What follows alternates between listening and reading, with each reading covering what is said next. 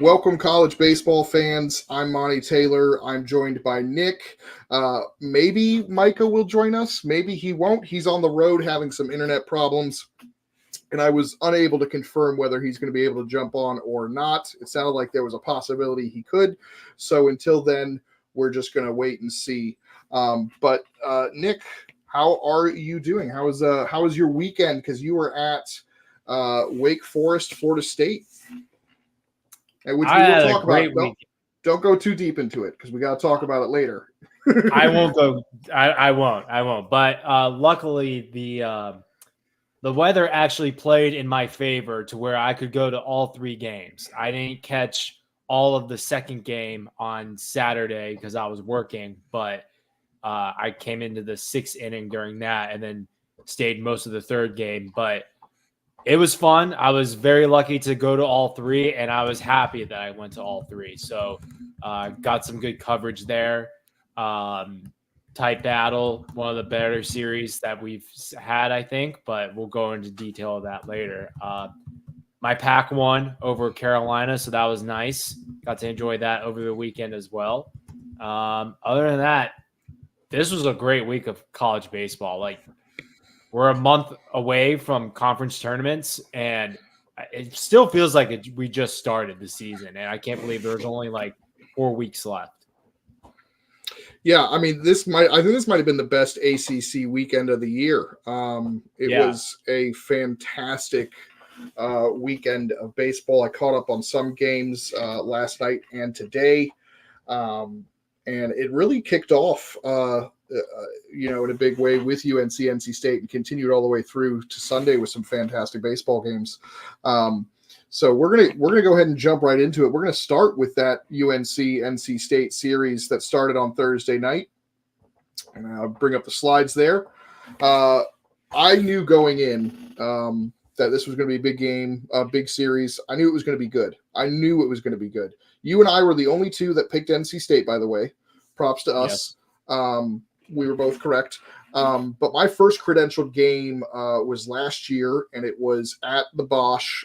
It was UNC NC State on a Thursday night again last year. I think it was a little bit closer to the end of the season. I think it was the second to last series of the season for the two teams. And NC State, I believe, got out to a 5 or 6-0 lead, and then UNC came all the way back, and I think it was Colby Wilkerson walk-off suicide squeeze to win it. And that was my first ever credential game. I couldn't have asked for like a better outcome because, walk-off home runs happen all the time, but a walk-off suicide squeeze, that's pretty cool. So we're seeing that more often lately. Have you noticed that? Yeah, I have. I've noticed a lot of bunting, and it's a lost art. I hate it sometimes, and sometimes I love it. But that Thursday night game, did you get a chance to watch it? Were you able to get home and settled in? It was a fantastic baseball game. Back and forth it went.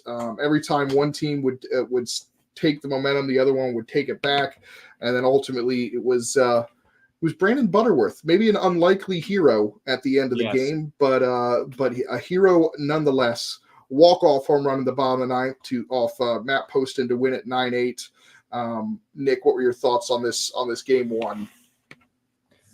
I mean, what a way to start off the ACC week, or the week in college baseball in general, because I think A&M Alabama was going on Thursday night as well. One of the two SEC ones got delayed and the other one didn't. I can't remember which one did.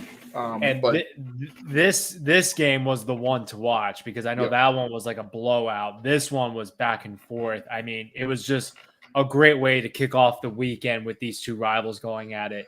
No, Thursday night, absolutely nuts. Like, UNC jumps up to 2-0 lead, then State takes a 3-2 lead, then I think Carolina's up 5-3, and then State goes up 8-5 after Cozart's 3-run bomb. And then Carolina just chipped away at mistakes that NC State was making, and it was the unlikely hero, Brandon Butters, hitting honestly, that was a tank. Like, that kid's got power for only 3. That was his third home run of the season. And I think he just unlocked something. Like, that thing went over the pitcher's bullpen. The bullpen. It was nuts how far that ball went. That Thursday was absolutely crazy. Absolutely crazy. And for me, it was a big day for Cozart because he had 5 RBI. You can see in the top performers there, he had 7 RBIs in the weekend. I think he hit 2 home runs and had the 2 other RBIs in the Sunday game that ultimately wasn't much of a contest. But that Friday game, he put the team on his back for, in big spots, and that's exactly what we wanted to see from Cozart. We haven't always seen it this season. He's got high expectations, but this weekend he was a big time player, and I think I tweeted something like, "That's a big time moment from a big time star," and that's exactly what you want to see. He did have a chance, I think, to walk it off earlier in the 9th inning. I think he was hitting ahead of Butterworth, and I was like, it felt scripted if he had done it right with Brandon Butterworth doing it. It felt a little less scripted, a little bit more improv. But what a way to start the weekend. And then in game 2, Shea Sprague was brilliant for UNC and left with a 4-1 lead, what felt like a very comfortable 4-1 lead. And NC State was able to scratch back. Another decent start from Dominique Fritton. I know those 4 earned runs kind of sound bad, but he went 6 innings and had 7 strikeouts. But you got to be really, really pleased with the way your team fought back. And it was Brandon Butterworth again. I think he had that big double late in the game to set up another run. I don't know if it was the tying run. I think it was the tying run, and then they won on a walk-off. Not a walk-off, but they scored in the bottom of the 8th on a walk-off pitch, and then Duden was able to get the save. So they were able to clinch the series right away in the first 2 games, which is really, really big for them because we've discussed they have a gauntlet of a schedule. Yeah, I was able to watch a lot of game 2 on my phone as I was at the weight game and just keeping track of it. And then once I saw the momentum building up for State, I really locked in on it. Couple of Eli came in clutch. I think he had an RBI that made it 4-2 or 4-3, and then ended up scoring in that inning. Dom is starting to settle in a little bit more. I mean, he had a better outing against Clemson, but this was a decent outing. He limited the damage just enough for us to win. And man, that last at bat, Duden and Vance Honeycutt, can you ask for a better matchup in the top of the 9th to close the game? I mean, that was electric. And we've been saying it since the season started. Jacob Duden is a dude. If you needed any more evidence, there it was on Friday night.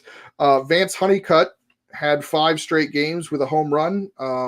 Unfortunately, that ended. He only had a triple in Sunday's game. That was the best he could do. So his homer streak ends with 5 straight games, but I thought it was worth noting that he had hit a home run in every game since our all-star teams had been revealed, and he was not on it.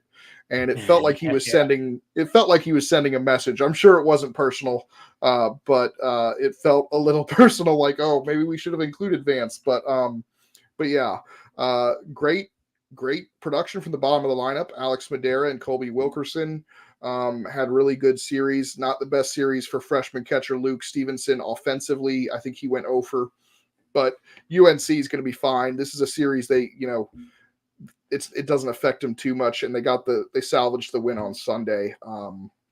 So it's just a matter of getting moving forward, and hopefully they can get Folger Boaz back at some point, well rested. Get DeCario a little bit of rest as they go towards the postseason. Do you have any concerns about the UNC team coming out of this series, or was it just gritty NC State wins on Thursday and Friday? I'm not worried about UNC. I think it was gritty. I think just some unfortunate luck for UNC. I mean, game 1, you can't really take much out of it when it's blows back and forth. But game 2, I think they had a lot of mistakes that let State crawl back into it. And game 3, they took advantage of guys on base where NC State didn't. And very quietly, that's where kind of State struggled in the entire series, where they left a lot of dudes on base. And a lot of it was when Amac was up to bat. And every time he struck out, AMac will hit a solo shot, but when it comes to guys on base, he's been striking out. So very quietly, I think State struggled with opportunity with guys on base, but especially in game 3. I mean, the first 2 innings, they had guys on second and third with 1 out or no outs and failed to bring them in. So, no, I'm not concerned about UNC. I think State is really starting to come into form as of late. I mean, I don't know if people know this, State has 3 top 15 series wins in the country. 3 of them. They got they beat Clemson, who was number 2. They beat Duke when they were number 8, and they beat Carolina when they were number 11. So that's very impressive. And I think they're starting to come together. So it's not like UNC lost to a bad State team. Like, this team will be a high 2 seed at where we're standing right now, I think. And we did have them ranked at number 19, as you can see on the graphic there. So this was a top 25 matchup that did not disappoint. And State, they have opportunity ahead of them this week where they can get revenge on ECU. They can sweep Ball State, and then the next midweek they could get revenge on UNCW and because their RPI, Monty, I don't know if you saw this, only jumped 1 after this weekend.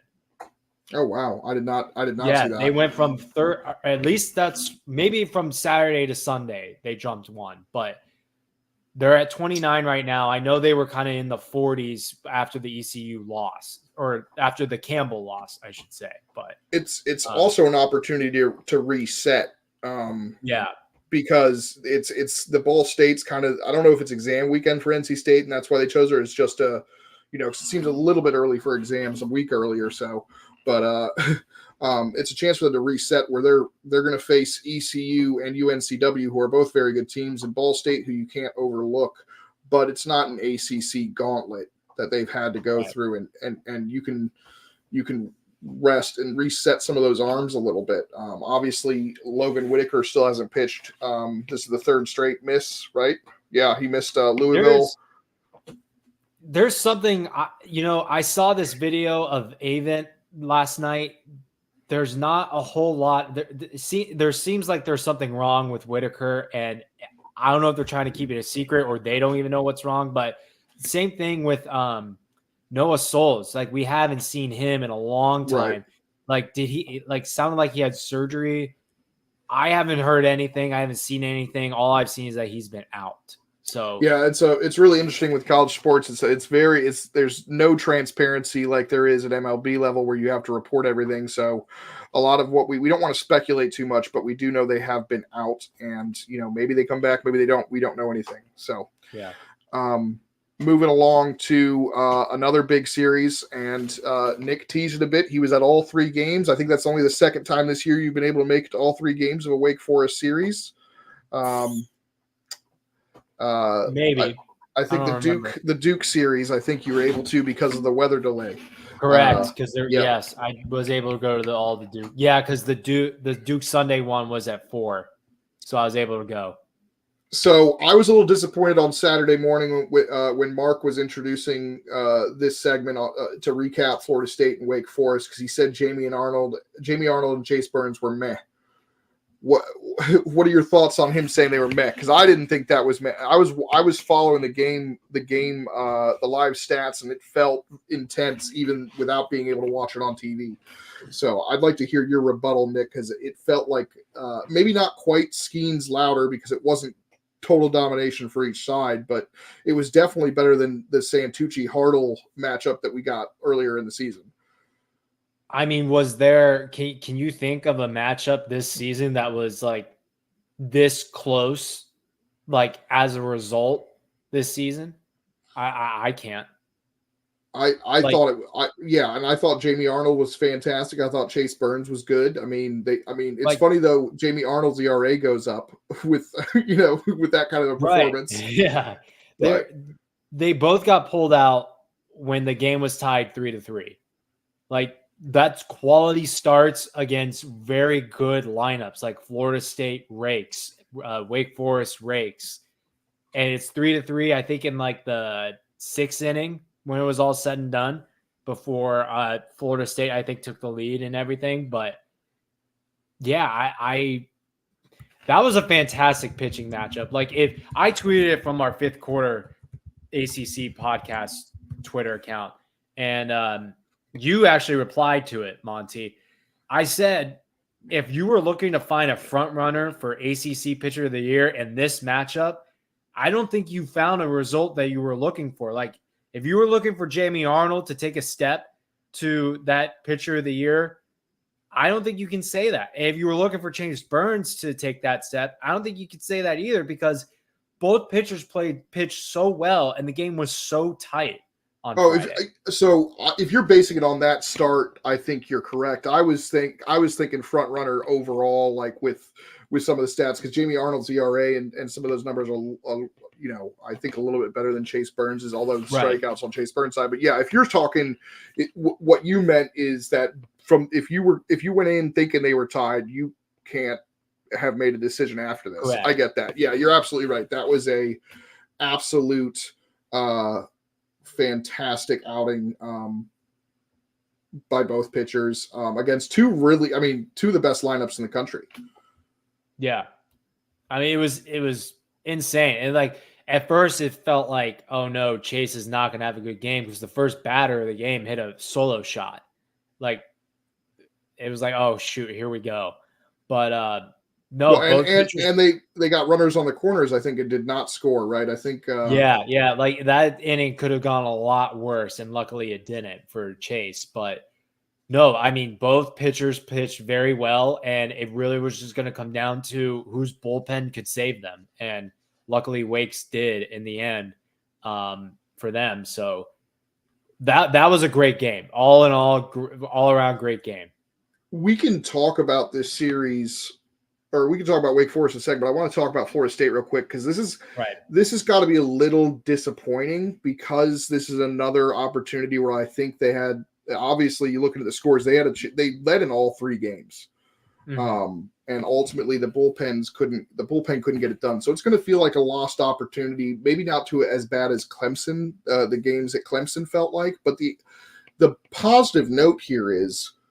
Florida State very easily could have won this series without two of their three starting arms. Because remember, Cam Leiter and Connor Whitaker didn't pitch, and you got some outstanding. I mean, Carson Dorsey was fantastic on Saturday, and so you gotta feel really good about Florida State. Although it may feel like a little bit of a missed opportunity for them, they were in this, and I think you could make an argument they should have, and I think you can make the argument both ways that.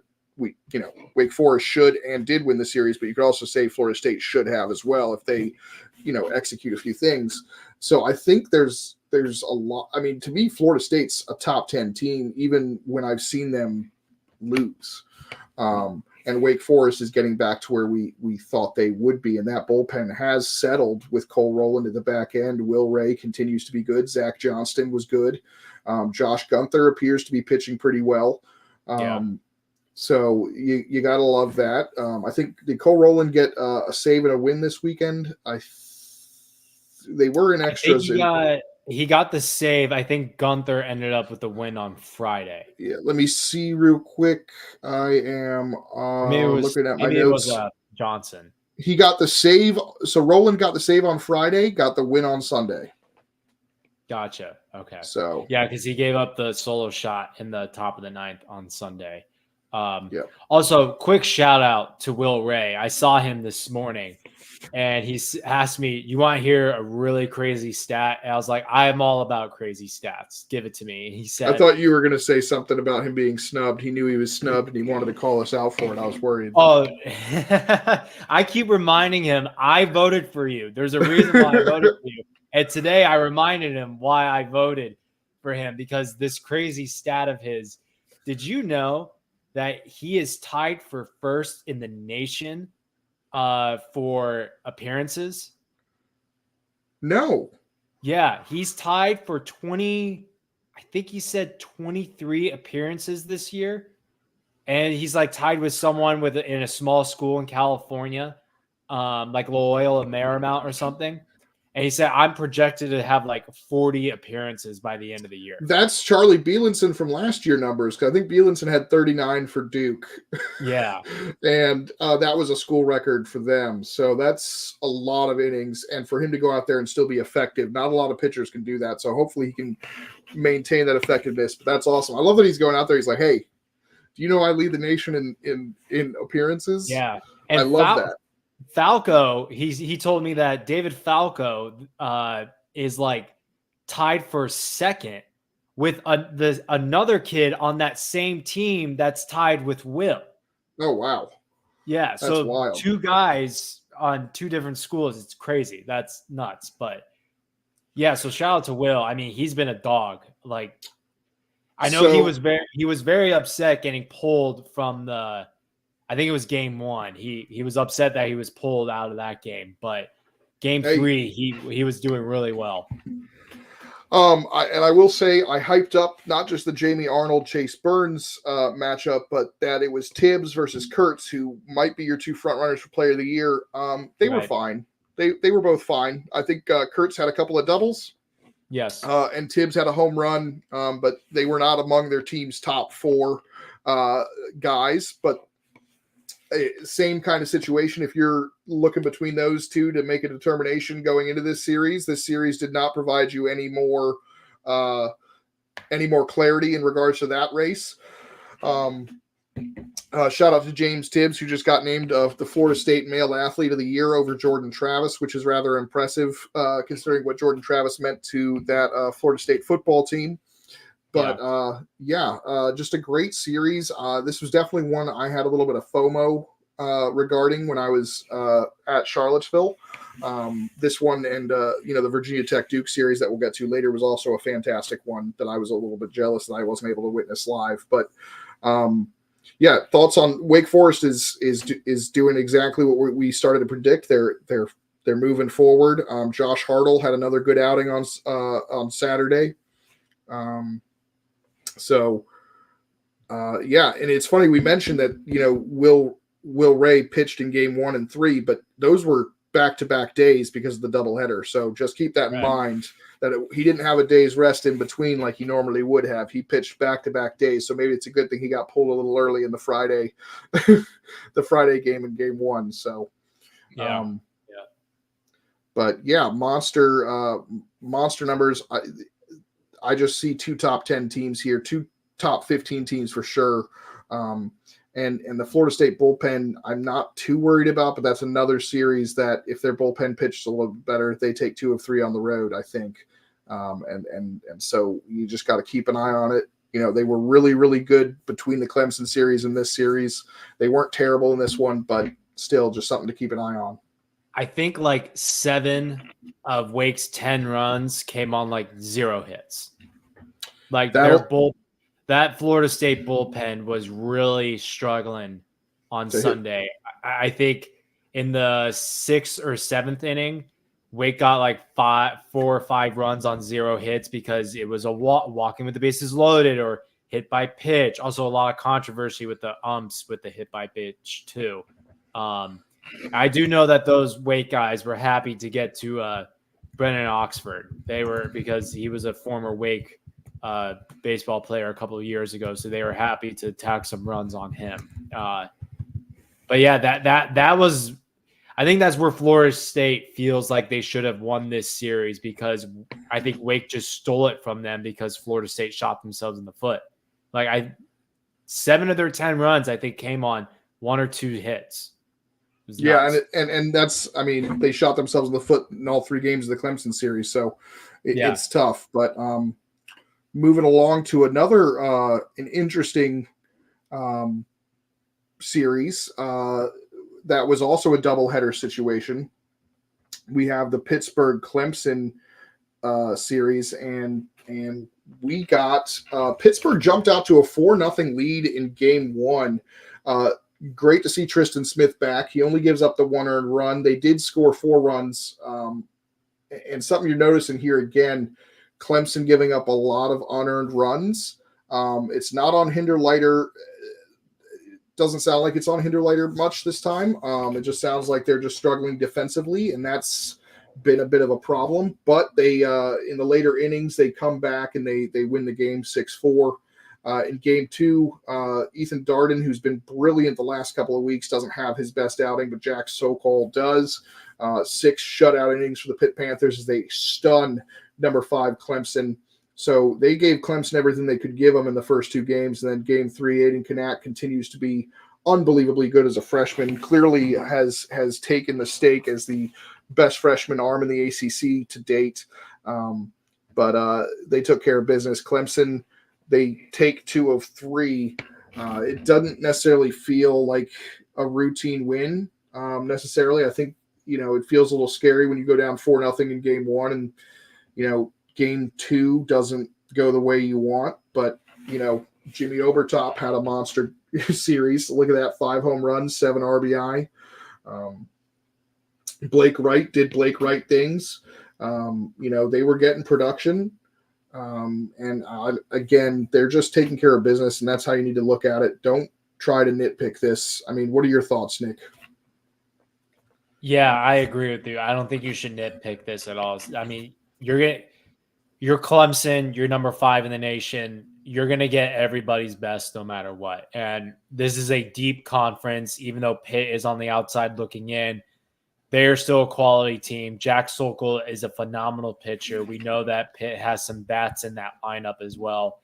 It doesn't surprise me that Pitt came out swinging in this series. I mean, this is, teams are playing for their lives at this point in the season. Like Pitt's on the verge of missing Charlotte, and they need to come out and at least get 1 win out of this series. I'm sure everyone wants to continue to play baseball. That's what it comes down to this time of the year, late April, when you get into the deep realm of conference play. I don't blame Clemson for losing at all. Like this was a sweepable series, but again, this conference is so deep, you're going to get everybody's best at any time. Well, and we don't call Pittsburgh Gritsburg just because it's fun. Like, it is fun. Exactly. The reason we do that is because they play hard and they give you everything they can, and that's what they did in game 1 and 2. And on the other side, if you're a Clemson fan, I think you got to be pretty excited about the way your pitching rotation's looking. I know Tristan Smith just came back. I know Ethan Darden didn't have the best start, but this 1 through 3, you've got to. It's taken a while, but it looks like you've settled into your weekend rotation. These are your dudes. Tristan Smith was fantastic before he got injured. Ethan Darden has been fantastic, and Aiden Kanak has a scoreless streak of, I want to say, like 18 innings or something like that. So, I mean, that is phenomenal, and you really got to like the way it's setting up down the stretch here. Yeah, I mean, when this Clemson team, if we're going to try to compare any team to last year's Wake Forest team, which was utter dominance, it's this Clemson team this year. And that Wake Forest team would lose a game here and there in this series. Like at one point, Wake was so good, they were sweeping teams like in a row. And then when you like have them lose like 1 game in a series, like, oh no, the sky's falling, but it's not. And remember that last year's Wake Forest team lost game 1 to Pitt. Yep, the one time Rhett Lauder didn't start, right? That was yeah. Yep, that was the only Friday night game they lost all season, and it was to Pitt. Right. And I'm sure it felt like the world was falling, even though Wake Forest was the clear number 1, no problem. Yeah. I think they ended up scoring 37 runs in the next few games. That was one of the most insane stats I've ever seen in college baseball.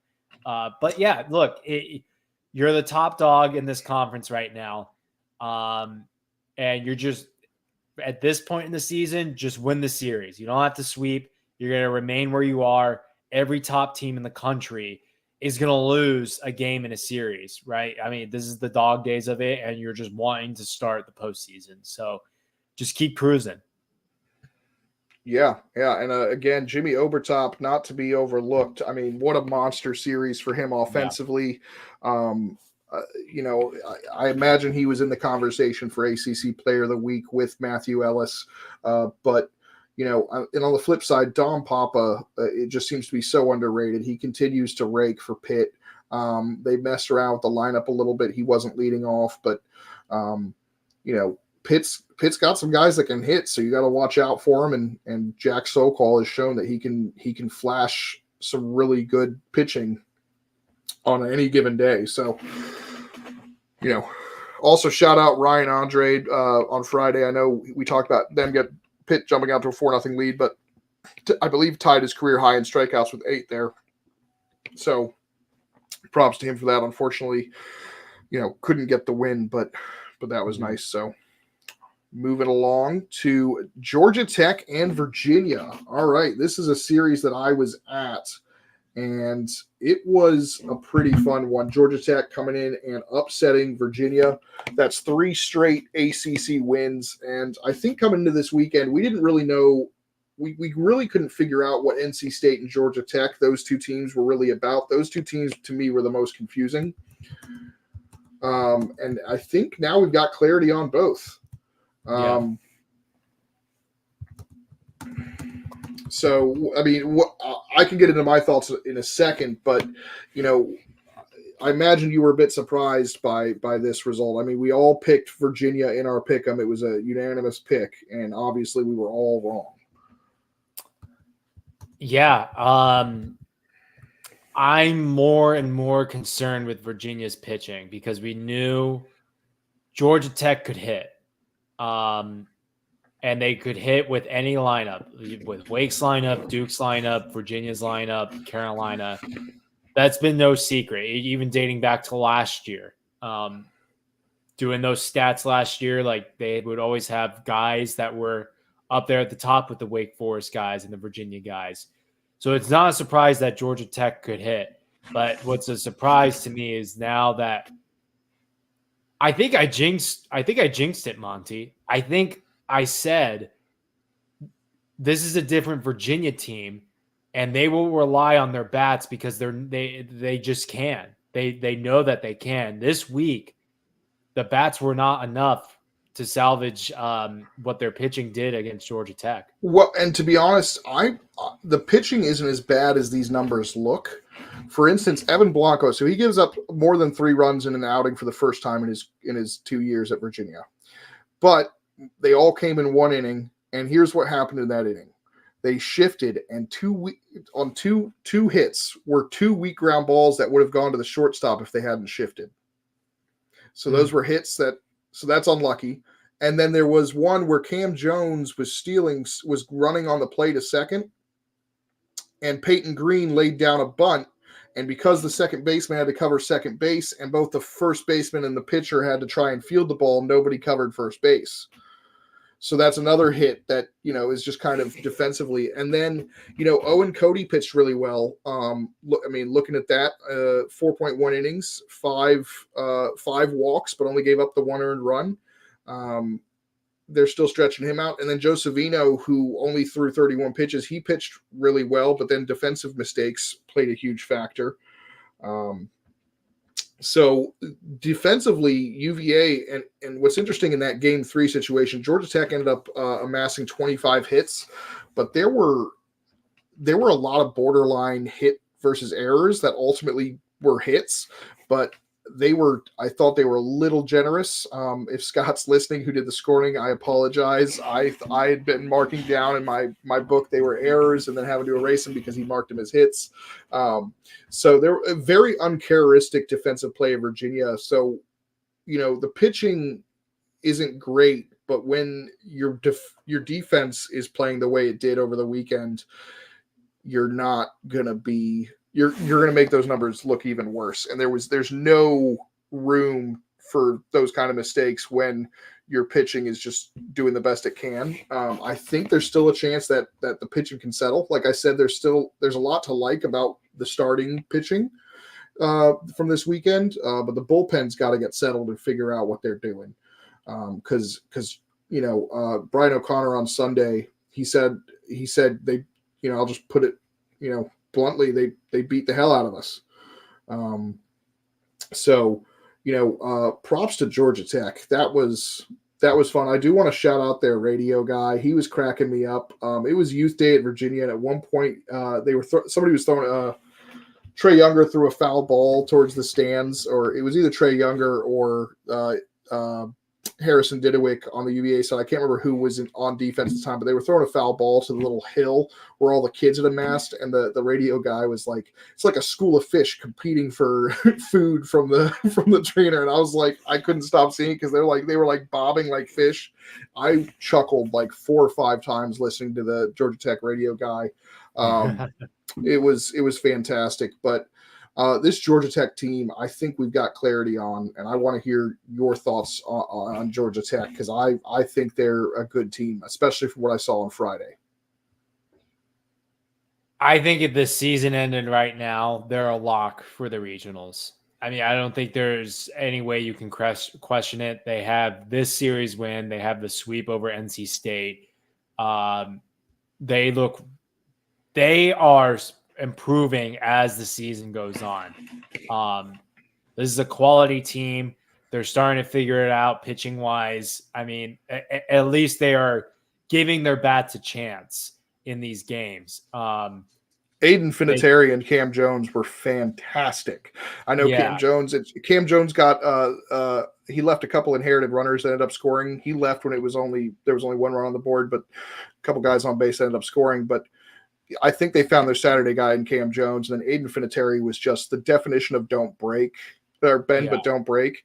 You know, he gives up 12 hits, but I think only 1 was an extra base hit. It was the first inning to Ethan Anderson, and then no walks. You can't he didn't give UVA offense anything, and you see the result there. So we know what Finateri's capable of. I interviewed him after the game. If he can pitch like that on a consistent basis, and Cam Jones can deliver on Saturdays, this is a very, very different Georgia Tech team than you saw early in the season. Yeah. I mean, they have they swept Boston College too last week. I think that was last week. No, they got swept by Boston College in Atlanta like a month ago. But so the last 3 weeks they took 2 of 3 at Pitt.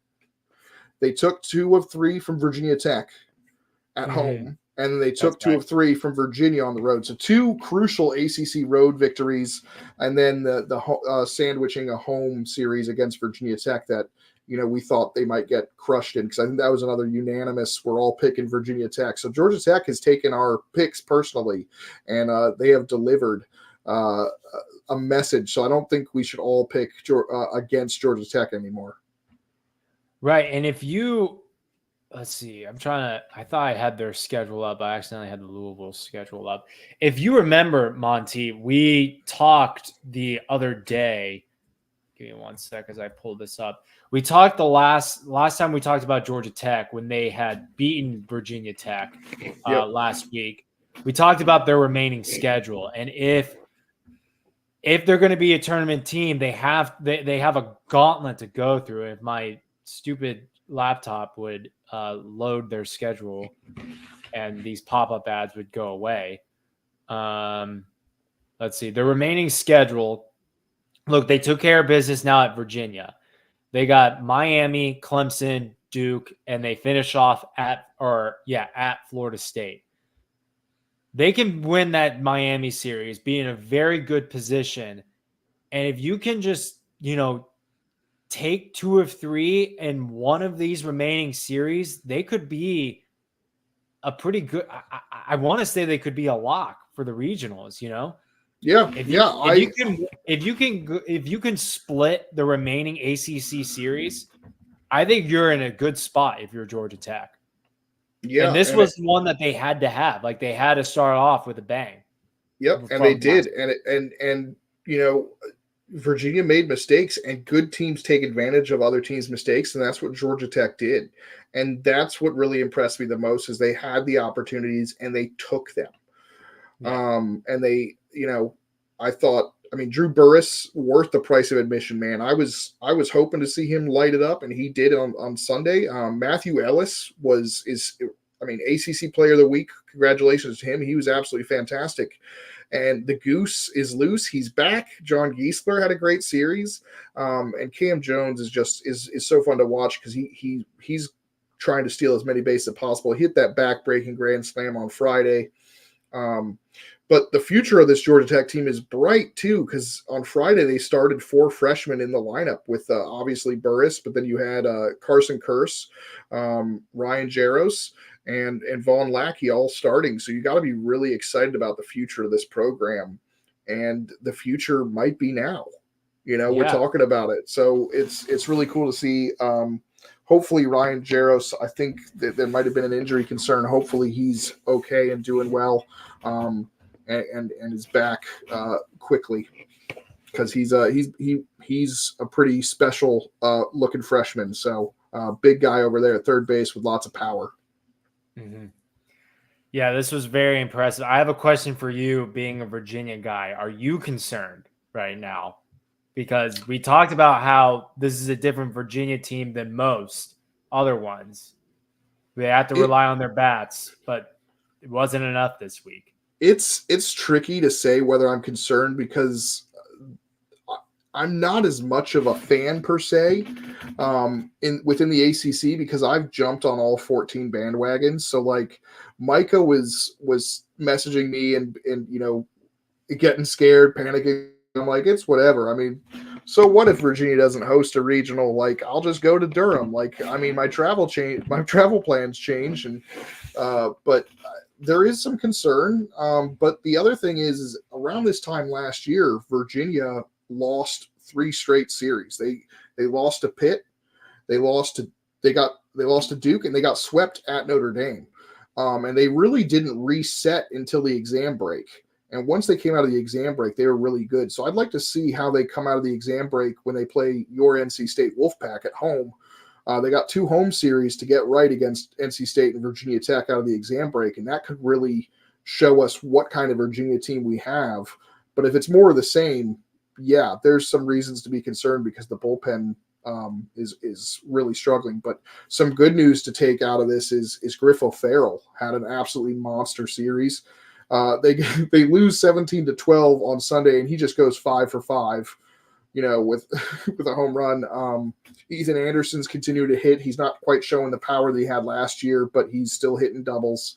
And Jacob Ferencz continues to be Jacob Ferencz, and so does Henry Ford. So offensively, it's also interesting when you're watching these games, to see how Georgia Tech and Louisville have managed big leads over the last 2 weeks. Because they know Virginia can come back in a hurry, and you have to kind of cut it off early. So you're bringing in relievers in bigger situations earlier than traditionally you would see, even when they have like a 5 or 6 run lead. Right. So anyway, yeah, I'm excited about Georgia Tech. I mean, I was thrilled for them this past weekend. That was an absolutely fantastic display from them to come out there. I mean, that Saturday game could have been really upsetting. You're that close to coming back and clinching the series with a game to spare, but they come back in game 3, and they, like Coach O'Connor said, for Virginia, they beat the hell out of us. So, that's an impressive bounce back after a disappointing Saturday night loss in extra innings. And not to mention, they always schedule Auburn in a midweek, and for a while they have been losing, and they finally got the win, I think. Well, it's funny. So they did lose to Auburn. Oh, they did 12-8. I think Auburn came back, but I was talking to their SID, and he was talking about sometimes the ACC is so deep and so difficult that you get so exhausted playing these 3-game series on the weekend that it hurts you in the midweek, because you just have nothing left to face people. So, and I thought that was really good. And then to have to face an SEC opponent like Auburn, who I think has underachieved all season, was a very tall task for them. But props to them for losing that game to Auburn and then coming back and rebounding and taking a huge road series, because that's the more important thing. Nobody's going to look back and be like, well, you should have beat Auburn, when you come back and you beat, take 2 of 3 from Virginia.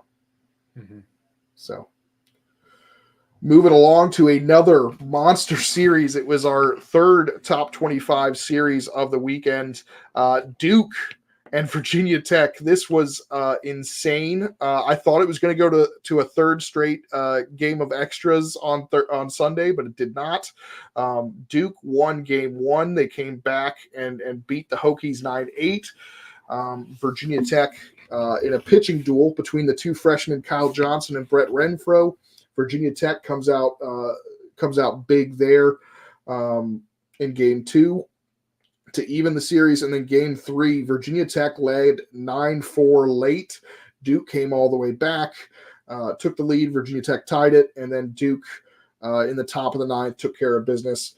The big news for Duke, he didn't have the best performance defensively, but the big news is Ben Miller is back. He missed 4 or 5 games. He's back, 5 for 14, double, 2 home runs, 5 RBIs. No big deal. What are your thoughts here, Nick? I mean, Virginia Tech has got to be frustrated because this is back-to-back tough series losses that they have to feel they should have won.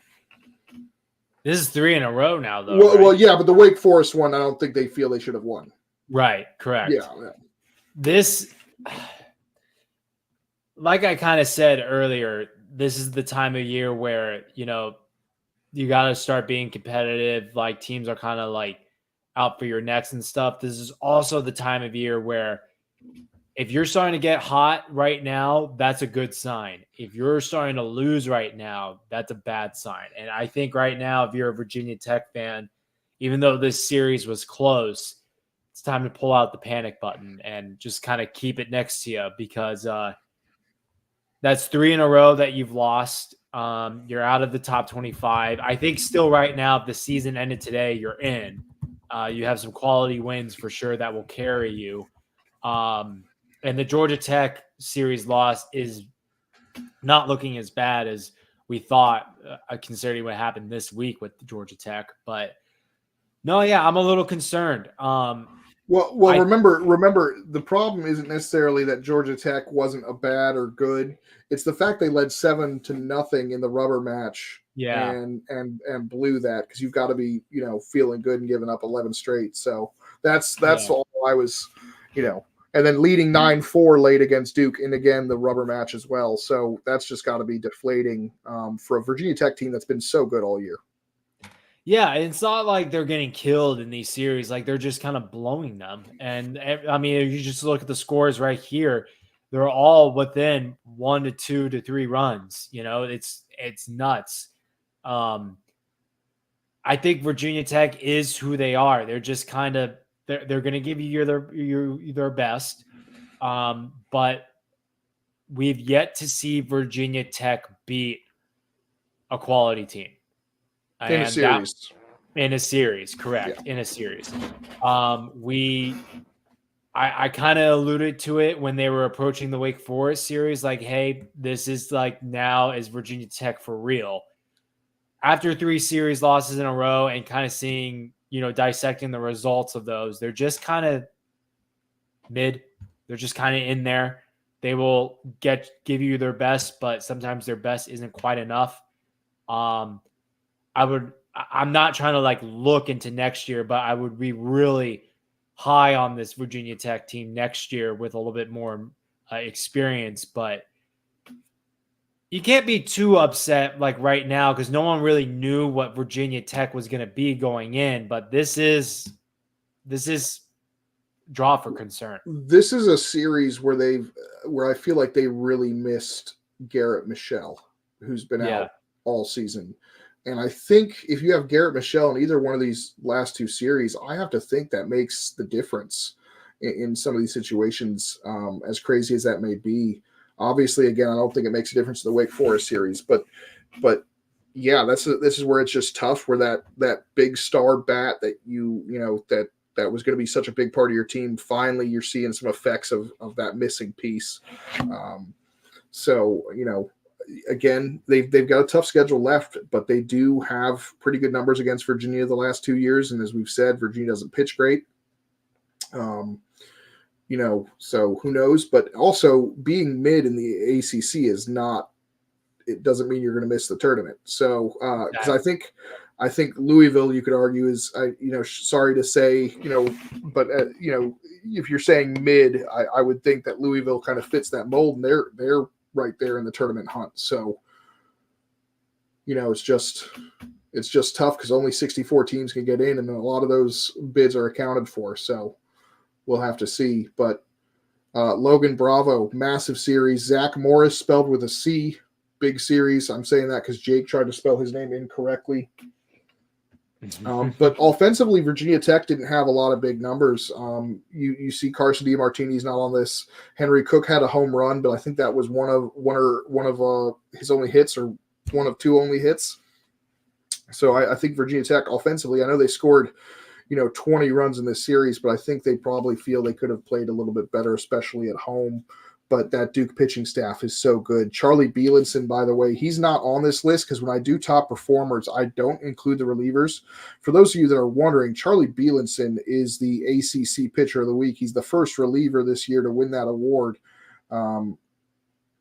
Let's see, he went 5 shutout innings with 7 Ks. He threw 51 pitches on Friday, and then came back on Sunday and saved the game with 2 strikeouts. So Chuck Bielenson just continues to have that rubber arm. That kid is awesome. But well-deserved ACC Pitcher of the Week performance from Charlie Bielenson in very close games when they needed him, because he was the winning pitcher, pitching 51 pitches, I think 4 innings for the extras on Friday, and then came back when it was 10-10 going into the 9th, and they got the 3 runs, called him in, and he took care of business. I don't think anyone even got on base on Sunday's game. I think actually somebody might have gotten on base, and then that was it. But what a performance from Chuck Bielenson. And again, that pitching performance between Kyle Johnson and Brett Renfroe, fantastic. I know Brett Renfroe normally goes on Fridays, but I wonder if they were trying to move him around so he didn't face Santucci directly, or not sure what the deal was. But Virginia Tech still very much alive. Yes, the panic button's nearby, but just got to find a way to win a series, coming up. So moving along to the series Micah was at. I wish we had Micah here to talk about this. This was one that everyone but me thought was going to go a certain way.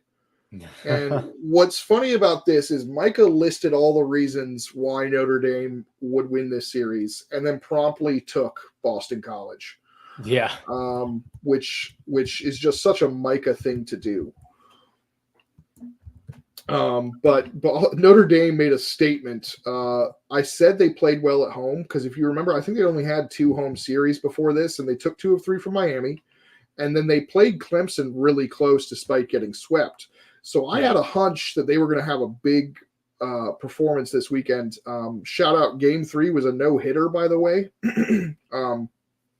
One of the sucky things about the run rule is that it's not a 9-inning no-hitter, just a 7-inning no-hitter. I wish they had like an asterisk. Oh, it's run rule unless there's a no-hitter going on, and then you have to go until somebody gets a hit.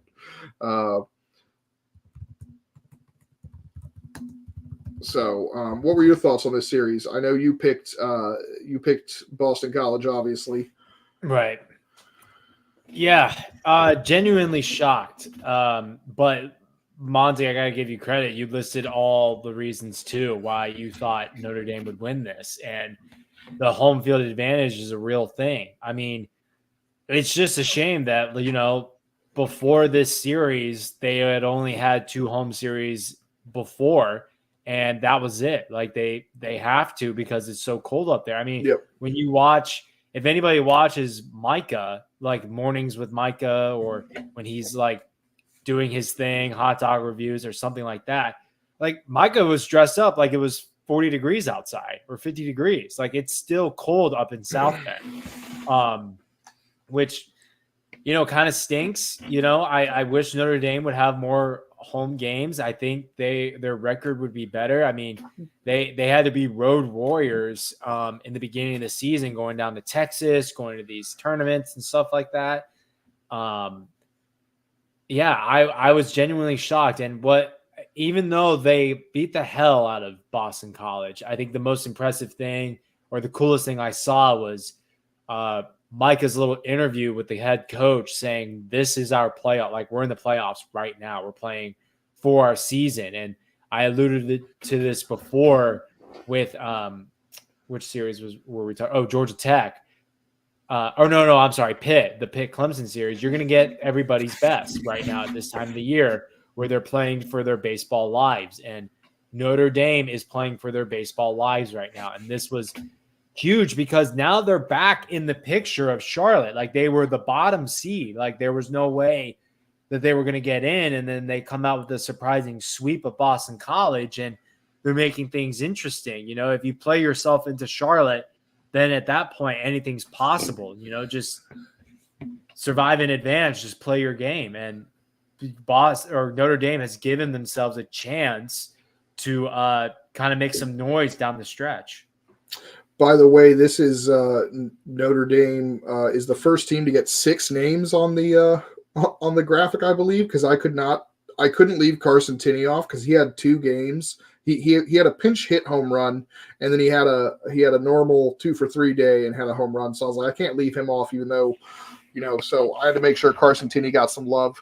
I also misspelled David Glancy's name on this. I just noticed I left off his N. I apologize, David. Here's an interesting thing. Cam Leary didn't walk this weekend. Wow. Yeah, I was stunned as well. But I you know, as much as I'm proud of predicting the Notre Dame win, I am deflated for this Boston College team because I really like Boston College. One of the things I'm most excited about is Barry Walsh appears to be back. He played, I think, in all 3 games. He definitely played in 2 of them. He was a center fielder who I think he should have been a really important part of this team, and he's been out for whatever reason. And so it's good to see him back. Hopefully he's not running into whatever Notre Dame pitching had done this weekend to get right. But Boston College is now 7-14. I think going into this weekend they were on the bubble. That's taken a massive hit. They're on the outside looking in, and they've got to figure out ways to fix that. And I think they're capable of it. It's just it's tough in this conference to do. They've got a big series hosting Virginia this weekend. We'll talk about it. They got Fenway Park on Thursday night, and you know that would be a big RPI boost. It would be huge if they can find a way to take 2 of 3 at home. You know, excited for that. Cam Leary, even though he didn't walk, he still hit 300 on the weekend, despite, you know, Notre Dame's pitching on Sunday. Kyle Wolf continues to be good. Adam Magpock had a really good series for them. So hopefully Boston College can bounce back. I know Micah said that you know, they it sounds like they were pretty pleased with the all-star selections. No, you know, Cam Leary, I don't think Patrick Roche really played this past weekend, so that also may have played a factor. He was an all-star selection for us. And you know, Nick Wong and Kyle Wolf and Vince Cimini were all very close to making our all-star team and are all great players. So I really want to see Boston College succeed. So hopefully they can have a big bounce back series this weekend. But not a great one for them. They really needed to go into South Bend to make some noise, and didn't unfortunately happen. So tough break there, but big series win for Notre Dame, big sweep for them. They get 5 wins in the ACC now, and have something to build on going into next week. Moving along to I believe our final series of the weekend, Louisville at Miami. I had to double check. I was like, yep, it is the final series to discuss. Just a monster series. I thought Miami would have the magic this weekend. They didn't quite have it. I know our good friend, our Canes fan is not happy, but it's showing that Louisville is really getting going, and that's good to see. What were your thoughts on this series? Yeah, I think Louisville's getting going, and it's time to panic if you're a Miami fan. I think it's been time to panic, but I think this just kind of solidified it, How closer is Miami right now to not making Charlotte? I want to say 2 games is the difference. We'll see it on the next screen. Trying to see it. They are 7-14, and Pitt is 5-16. And they still got to play each other, correct? Yep. Yeah. So, yeah, I'm very bummed out. Like, I'm happy for Louisville. I'm happy they're kind of salvaging what happened last season after the total collapse. They are, not back to where we were hoping they would be, like in the top 25 somewhere week in and week out. But they are winning the series that they are supposed to win. They're making some noise. They're making a push to the tournament. I think they're still kind of on the outside looking in. I think they've played their way into the bubble conversation. But Miami, I'm very disappointed in this Miami team. I really was hoping to be right on them when everyone was, down on them going into the season. Oh, hi, Micah. Team No Wi-Fi. So he doesn't have good enough. Louisville is back. Way to interrupt me again. He's not even on the stream, but he can log on to Twitter and keep interrupting me. This guy. I mean, unbelievable. No, Louisville. He's right. Louisville's back. They're making noise. Louisville is. Yes, I'm going to listen to your bracketology podcast, Micah. If you were here, I was complimenting you on making that podcast. It happened off air, though, so he wouldn't have. Oh, yeah. If he was here, he would have heard it. Yeah. But, no, I am disappointed in Miami. I was really high on them going into the season. I thought they'd be a sneaky pick to make the tournament. And it looks like they're not going to. Like, they're kind of fighting for their ACC tournament lives right now. Being only 2 games up on Pitt.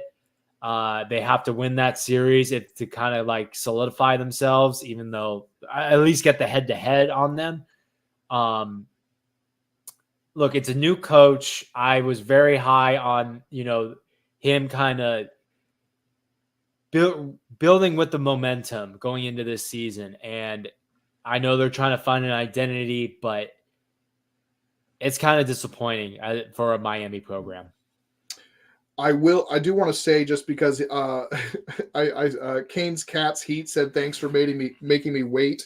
When I put these slides together, I kind of go in the order of games that are played on Friday, and Miami always plays at 7, so they tend to be in the last slot. So that's why. But yeah, this Miami team, man, it kills me because if you look at the pitching performances, and if Sunday the names are flipped, Herrick Hernandez pitches for Miami, but Gage Zeal, another quality start. Rafe Schlesinger has a bounce back and only gives up 2 earned runs. And Herrick Hernandez pitches 6 good innings and gets the win on Sunday. But I feel these pitchers have been so good all season that they've got to be feeling it, because it's just not coming across for them. So, and I know they're getting left out there, longer, because sometimes you don't trust the bullpen. But on the flip side, I know the Sunday game's a little bit disappointing, but as Kane Cats Heat says, 24 errors when Gage Zeal pitches. He says he's the best pitcher in the ACC. He's definitely up there. Definitely up there. But it's just so deflating. But Jacoby Long had a really great series. That's something to be happy with. Dorian Gonzalez continues to be great. But Jacoby Long is somebody we've long been waiting to see this from, and he's finally pulling it through. I think he was one of the top performers last week as well. But on the flip side, Louisville, they get the series W with a game to spare. Sunday's game doesn't really matter. I mean, they got the 2 wins they needed to right off the bat with behind Sebastian Gongora and Evan Webster, absolutely brilliant. And looking at the numbers, they continue to hit. Zion Rose continues to be a fantastic freshman. Dylan Hoy, since getting into the lineup, I mean, he hit another home run, hit a triple. So there's a lot to like. I think Louisville is back, as Micah said. But as Kane Cap's Heat says, key players are regressing. It's a little disappointing. I know Jason Torres has not had a great season since, we were looking at him for potentially being an all-star pick, and he had a pretty poor weekend. It's just not what you want to see. And by the way, I remember Kane's Cats Heat asked if Edvardo Villegas was going to get suspended. He did end up getting suspended, and I think Ortega actually suspended him an extra game, which is why he didn't play on Friday night. Because he threw that ball towards the Florida State dugout last week, if you recall, Nick. But yeah, Louisville. I mean, do you think they're a tournament team right now? Yeah, at the moment, I think they are. I think they've stacked up some good series. This conference is deep, and if they're in the middle of it, they are like one of those teams that's like barely going to squeak in. I think to really solidify it, I think they got some work to do. But look, they got great wins. They took one from Wake. They swept NC State. They just beat Miami 2 out of 3. They lost to Virginia Tech, but they still look really good. I think I think when the season's over, they will be in it. They're playing quality ball right now. Yeah, just that bullpen. Shout out Tucker Biven, who was nails.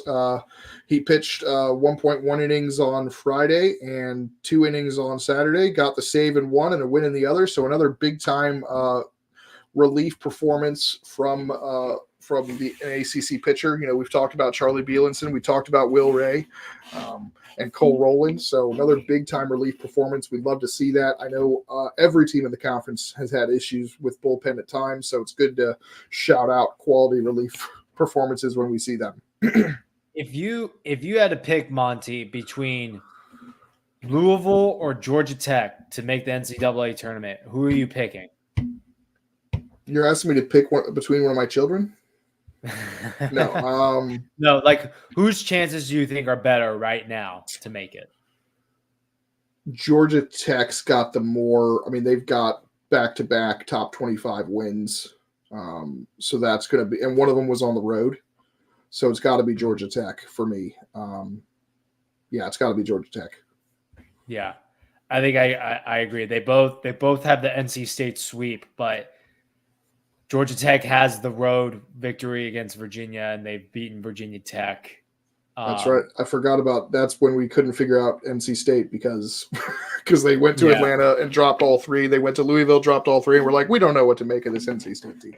Right. Yeah, and Georgia Tech still a lot of opportunity. I mean, they still got to play Carolina. No, did they already play Carolina? Yeah, they did. They got swept. They did. Yeah, they still got to play Clemson though. They still got to play Duke, and I think Florida State. Yeah, I think that's you had just looked it up. So yeah. So, all right, moving along to our final segment here, previewing the games for next week. We've got our updated standings here. There was a minute there, Louisville was ahead of Wake Forest in the standings on Saturday between game 2 and 3 on Saturday for Wake Forest. But Wake Forest back in 4th as they should be.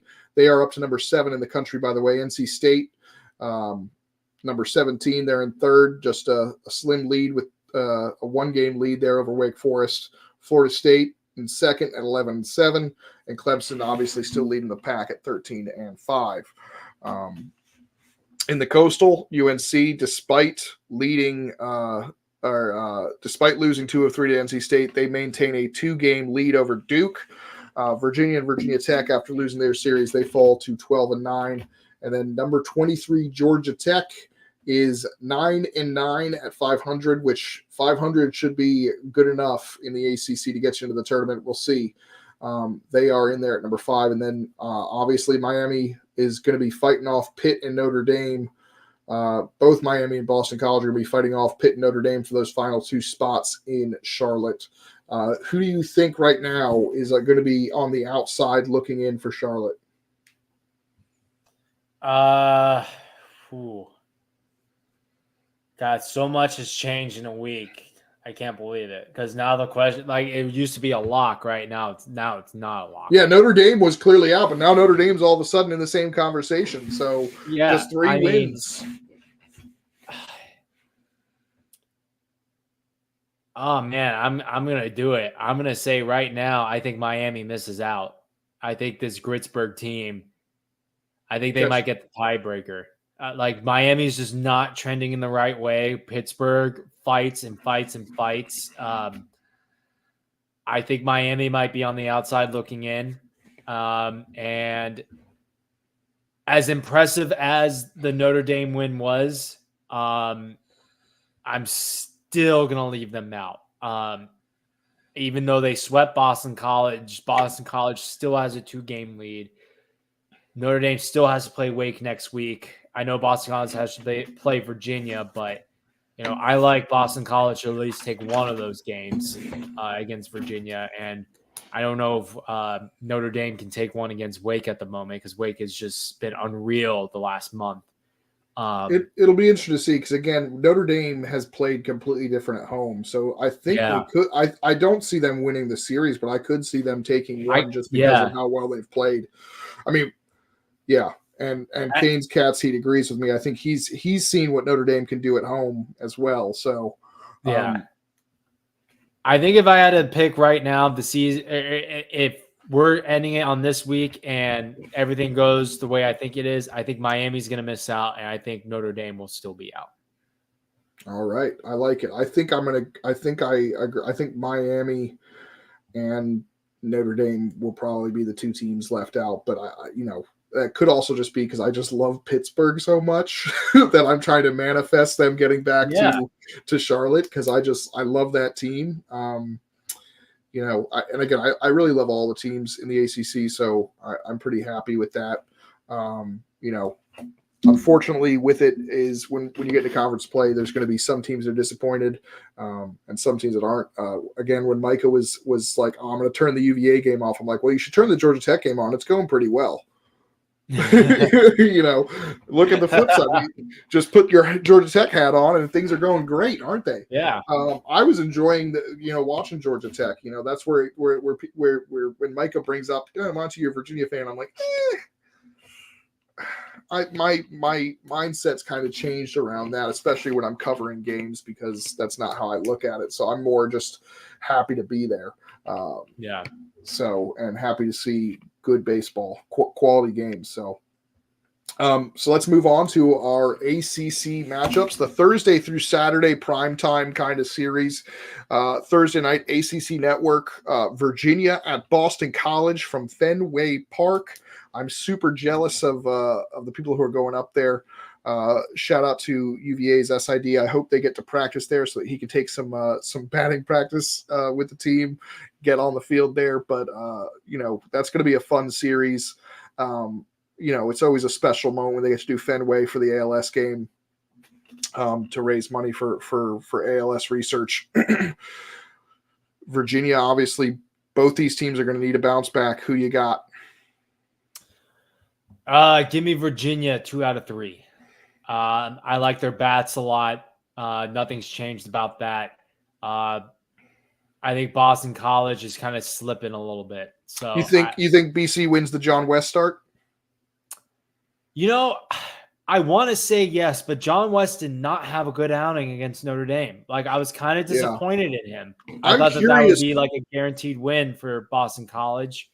I'm curious if he starts on Thursday, because he had a monster appearance last year at Fenway, where I can't remember which ACC team they were playing, but I know he went 7 innings of 1-run baseball and was fantastic. So I'm curious if he gets the shot at Fenway again. If West can go 6 innings in whatever start he's in, I feel good about their chances winning that ball game, because let's just say maybe that was just a hiccup that he just wasn't on his A game at Notre Dame. And it's at Fenway. I'm not really sold on Virginia's pitching right now. So if John West can go the distance, I like their chances to winning a game when he starts. Yeah, I'm going UVA. I think they'll take care of business. I think the pitching is starting to settle, at least the starting pitching. Again, they've still got to stretch. They've got to stretch out Joe Savino because he's been injured most of the year. That's why he only threw 31 pitches on Sunday. But they'll be slowly stretching him out, and I think that'll be big to have those two veteran arms at the back end who just know how to get outs, even though they're not necessarily the flashiest of pitchers. That veteran experience can sometimes be a big thing on the mound, just throwing strikes. All right, Miami going to Georgia Tech, the upstart Yellow Jackets. Who we got there? Give me the Jackets in a sweep. Oh, I love it. All right, you think they're going to be able to handle this starting staff for Miami, the Georgia Tech offense? I think so. I mean, Georgia Tech has one of the top offenses in this conference.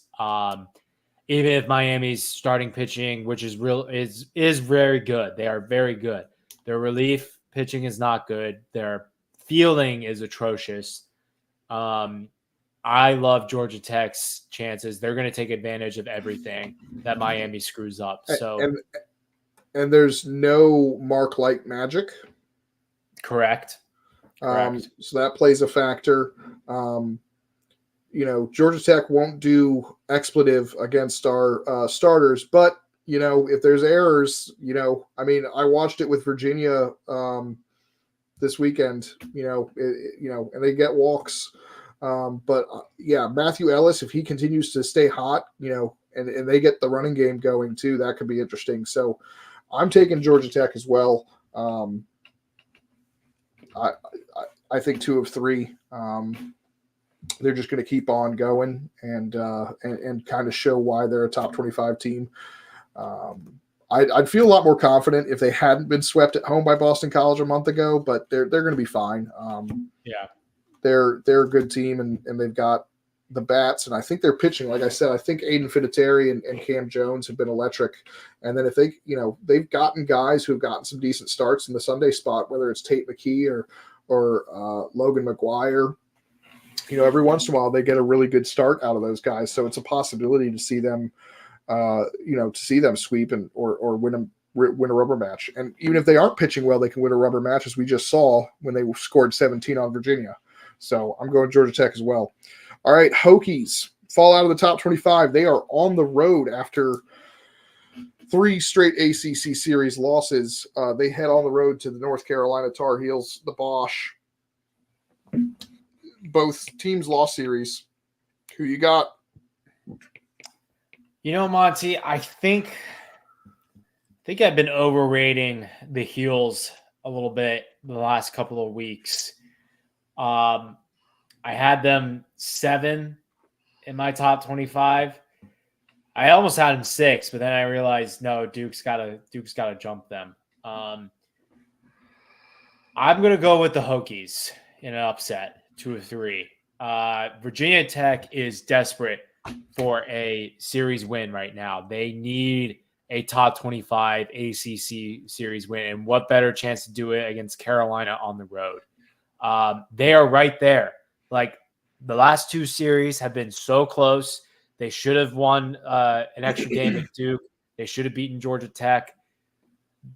Don't sleep on this Hokies team. They are in a tough stretch right now, but they have the power. They have the pitching to do it. And I think they can bounce back and beat UNC. I think I am overrating Carolina a little bit when I look at my top 25 and look at their midweek games. I mean, they lost a brutal one to Coastal. They, I know it was on the road, but they lost to an unranked NC State team who's now back in the top 25. But I like Virginia Tech in this. I think they have to bounce back, and this is the series to do it. Love to see it. By the way, in case you guys didn't notice, there's only 6 ACC series. Those are the only ones we're going to officially do in our pick'em because that's all we worry about. But we will talk about the 2 non-conference matchups as well. So I'm going to take UNC I understand your reasoning. I like your reasoning, but you and I are tied atop the pick'em standings. And I don't want to maintain that that way. And I think this is kind of a 50-50 matchup. So I thought you were going to go UNC and I was going to go Virginia Tech, but you're going Virginia Tech. I'm going to go UNC. I think they bounce back and take care of business, take 2 of 3 at home from Virginia Tech. Moving along to a big matchup. Florida State continues to face some tough competition here as they stay in North Carolina. I'm sure they went home, but they'll be back in North Carolina to take on the number 6 Blue Devils from Jack Combs. I plan to be there Friday or Saturday, maybe both. I don't know. I am looking forward to seeing Jamie Arnold pitch. Cam Leiter and Connor Whitaker may be back, which would be huge. I am thinking about taking Florida State, but I'm going to take Florida State. I think they have a bounce back series, especially with the pitchers coming back. I think they take 2 of 3 at Coombs. Nick, what are your thoughts? Definitely series of the week, possibly series of the year. Feels like we have to say that every week almost. I know, right? Like, you know what, Monty? At the end of the season, at the end of the regular season, we have to go back and look, and we all have to vote on which was our favorite series. Like, which one was our series of the year? Because it seems like every week we get one of these. You know. Well, and it's going to be really fun to look at our predictions, which I've done a couple of times to see where we're at, and I don't think any of us were super close to some of them. I do love, though, that Grayson's most underrated player was James Tibbs. And I was like, wow, okay, he's not underrated anymore. I did let Micah cheat a little bit when I said most likely to break out, because it should have been non-freshman or non, because we had a separate category just for freshmen, and he put Drew Burris as his breakout, which I think is a little bit cheating because it's, yes, he's broken out, but he was a top freshman, so like it's not crazy. But anyway, I let it slide.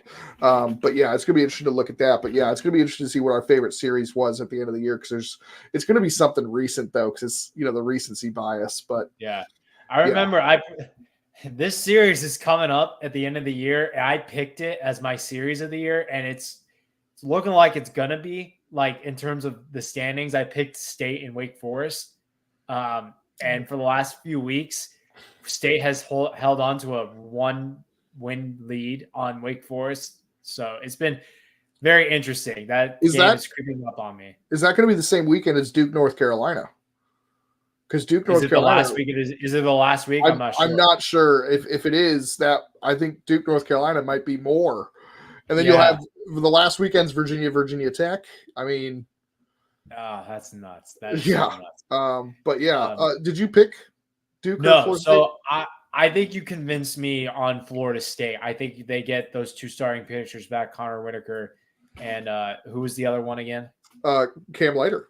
Cam Leiter. I'm sorry. Whose cousin just debuted last week for the Texas Rangers, but didn't have a great outing. So yes, he did not have a great outing, but yeah, I think you get those 2 back. Both of these lineups are very, very good. Like, they can smash the baseball. I think it's going to be more of a hitter's duel than a pitcher's duel, but I like Florida State's pitching just a little bit more. I think that's what's going to help them. So I like Florida State. Even if you just get one of the 2 back, the way Carson Dorsey was pitching, I mean, that's a huge boost. now that you know what you got out of Dorsey, he could be the first guy out of the pen for you if you need him. Yeah. It's interesting. I did originally pick Florida State last week, but when we figured out that Leiter and Whitaker weren't going, I flipped to Wake Forest, which turned out to be the right call. Micah stuck to his guns and stayed with Florida State, and that's why he's not first in the rankings. I don't know if he knows that he just took a ricochet shot, but I did it anyway. Moving along here to Clemson at Louisville. This is an interesting series. I'll start with you. What are you thinking here? I really want to pick Louisville. I really, really do. But I'm going to stick with the Tigers. I think this is going to be a close one. I think Clemson's going to take 2 out of 3. But Louisville is going to give them everything, absolutely everything. But I think Clemson, I think their talent is just going to outlast them, or outlast Louisville. So I will take Clemson 2 out of 3 on the road. Yeah, I really want to take them as well. You know what? I'm going to do it. I might change. The problem is this isn't even official because I might change my mind by the time we do pick'ems, but I'm going to take them right now. I think Clemson's due for another little bit of a wake-up call. So I'm going to go with Louisville at home because there are no easy series in the ACC, as Clemson kind of just found out a little bit despite surviving against Pitt. Wake Forest, Notre Dame. I think Notre Dame's going to play this very close. I think they're going to do really well, but I think Wake Forest is going to take 2 of 3. Same. Notre Dame at home is a different animal. I see that. I understand that. But Wake is one of the hottest teams in the nation right now. Their bullpen is settling in very, very nicely. Like every guy has taken a step. Gunther, Zach Johnson, Will Ray continues to lead.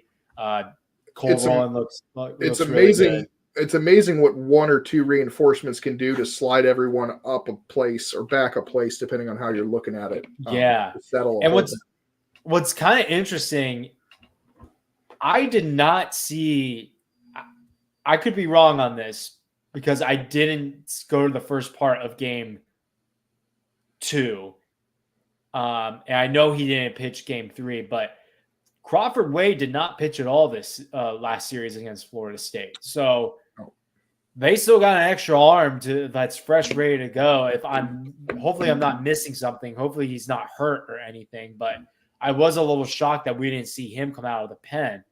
Because I think he did pitch that Tuesday game against Wilmington. Yeah, I did notice when I was doing the box scores, I was after the fact, I was like, oh, no Crawford Wade. Okay. Yeah. So if he didn't pitch just because he didn't pitch, then they have a really good fresh arm for lefty-righty matchups or lefty-lefty matchups. So I like Wake's bullpen a lot. I mean, they've just settled in and they've become the team we thought they could be. Yep. All right, non-conference, Pitt and NC State both have the weekend off from ACC play. Pittsburgh's hosting Bryant, pesky Bryant. And then Ball State is coming to Raleigh to take on NC State. I mean, do you have any concerns about either of these 2 matchups? I would love if Pitt could just sweep and just, I know it doesn't improve much, but I mean, to get that overall record close to 500 says a lot. It kind of gives you some breathing room and you can really build the momentum going back into ACC play before you play Miami. So they've got a lot ahead of them that they got to take advantage of. NC State, I'm hoping for a sweep. Ball State is usually a really good MAC team. Like they won the MAC last year. They made the NCAA tournament. I'm not so sure how good they are. Like, can you give me any insight on Ball State, like where they are in the MAC standings and stuff like that? Nope. All right. Well, I'm going to say this. I can try and pull it up right now while you're talking. Yeah, if State needs to sweep this series, they've lost too many midweeks. I think if they have just won like a midweek here and there, I think their ranking, their RPI, everything would be so much more improved. If they can beat Ball State and get a sweep, that's a lot of momentum to finish off ACC play. So, yeah, Ball State is actually currently 3rd in the MAC behind Bowling Green, who finally lost their first conference game, and Western Michigan. Ball State is 25-15. So let's take a look at their schedule, see if they've upset anybody. I mean, they've beaten Michigan State, which is, they've taken 2 of 3 from Jacksonville. They got swept by Bowling Green. They haven't really played anyone of note, it looks like. So, they've got Indiana on Tuesday before coming to NC State. So that's a big, tough week for them. So, I think they're just a solid MAC team. I don't think they're a tournament team. Their RPI is like 127. Yeah. So this should be a sweep for NC State, and I would love it if that happened. Just carry the momentum into the rest of ACC play. But hey, big matchup for the Wolfpack tomorrow against ECU. They need that win. Is that at the Jungle or in Raleigh? That is at the Jungle. Oof. Yeah. Big RPI booster. Big, like, State has kind of crept themselves back into the regional hosting conversation. If they can get this ECU win, sweep Ball State, and then get the revenge on Wilmington, who I think made the D1 top 25. State is They did beat Northeastern, so yeah. State would be sitting very pretty if they can go 5 for 5. Yeah, and ECU playing them in the midweek. The nice thing is, that's a good question. So the nice thing is they're playing East Carolina. They don't have to face Trey Savage or Zach Root, which is a bonus because those are weekend guys. But Canes Cat Heat just brought up an interesting thing. Does the NC State consider pitching Sam Highfill tomorrow night before since they play Ball State on the weekend? See, I didn't even read that, and I was just thinking that.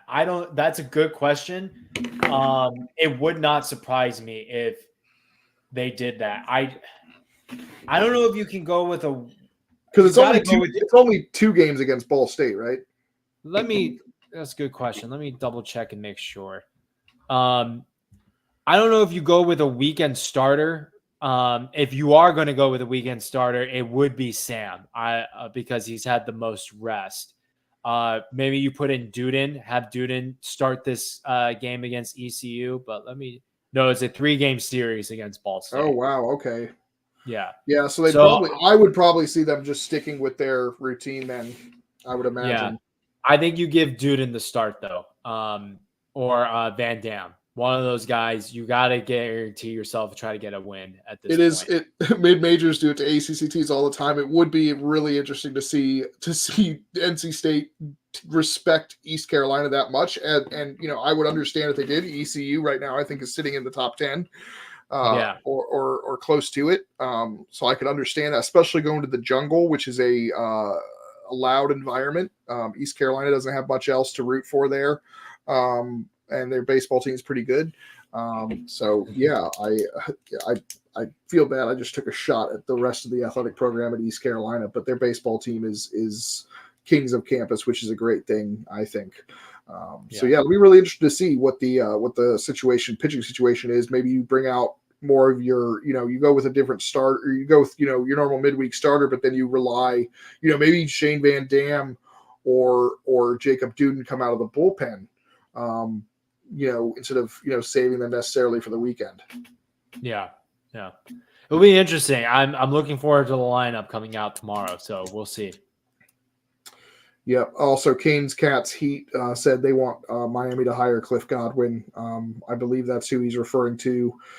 He said their coach is who I want Miami to hire. I think that's East Carolina he's talking about. I would imagine Cliff Godwin would be on the top of pretty much any coaching vacancy in the country. Yep. But yeah, that's all I've got. Do you have any final thoughts, Nick? Final thoughts. No, not really. I enjoyed the week of baseball. Not going to any games this week. Wake is on the road to Elon and then at Notre Dame.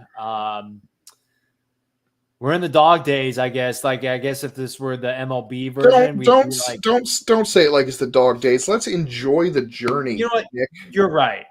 It's not the dog days, but if this were like the MLB, we're in September. Like, teams are trying to fight for their playoff lives right now. So, no final thoughts for me. This was a very fun week of ACC baseball. And I can't wait for next week. Like, this is going to be a lot of fun.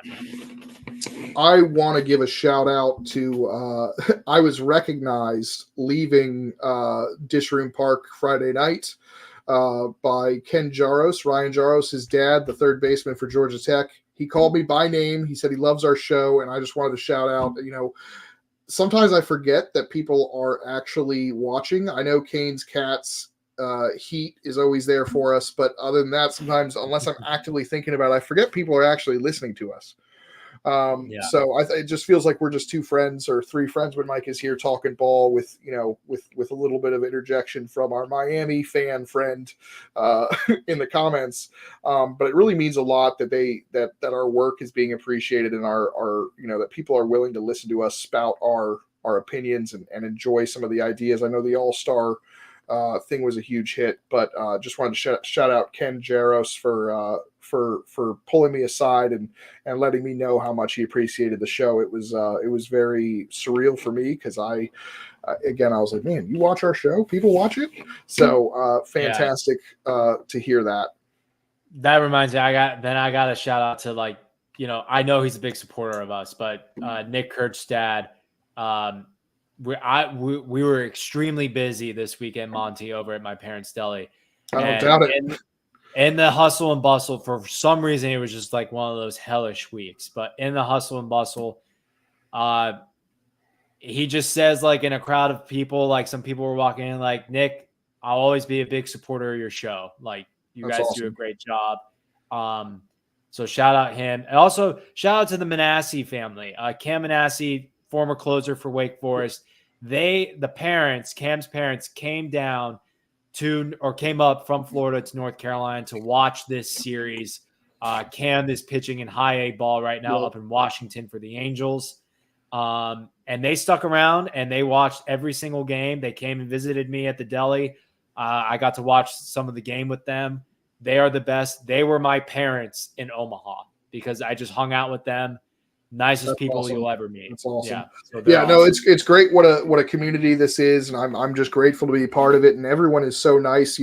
I've talked about it before. Even the guys at D1, these are the guys that are the flagship of college baseball coverage, and they don't big time anybody. They treat everybody as equals, and they're happy to give advice. And that goes for the beat writers and the SIDs and, the parents of players and the players themselves. It's a small community and everyone is just so fantastic. And I think it's a really special community in college baseball that, you don't really see elsewhere. So I just wanted to shout that out and thank anybody who's listening to our show and following our content and enjoying it. So speaking of which, I got some updates for you on stuff that you can see. We've got, as we've alluded to a little bit, Nick and Micah mentioned, but Micah and Jake did a secret bracketology show last night without my knowledge.